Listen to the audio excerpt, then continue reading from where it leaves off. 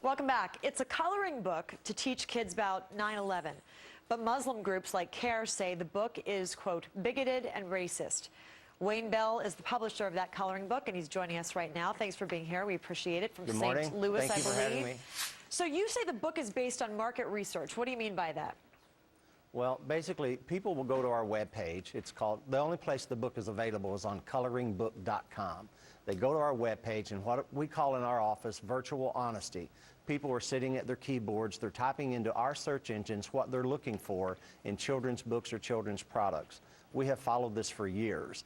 And people enter in terms like 9/11, we shall never forget, firefighter, police officer. They enter in what they're looking for. People do, but you think that this is something that should be marketed to children?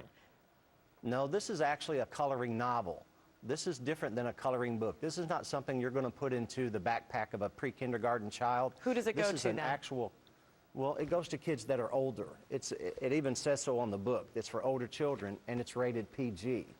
And so this is more of like the video game playing age. It's an actual novel. It has a lot of text in the book. Okay, and so it describes the events during a 12-hour period on 9/11. Well, also it does so afterwards. Here's a portion from the coloring book. Yes, it does. It says, children, the truth is, these terrorist acts were done by freedom-hating, radical Islamic Muslim extremists. These crazy people hate the American way of life because we are free and our society is free. And there shows a picture of a Navy SEAL with the gun aimed at Osama bin Laden with somebody, a woman in front of him. Here's what CARE has to say, Council on American Islamic Relations.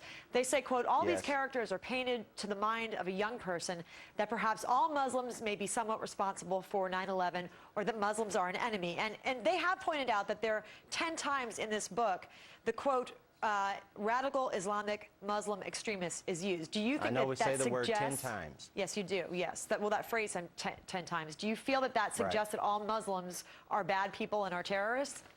No, it does not. Let me make very clear here, okay? This is not about Islam. This is not about Muslims. This is a child's coloring novel. And I'm talking about older children here, 8, 9, 10, 11, 12 and up. PG rating.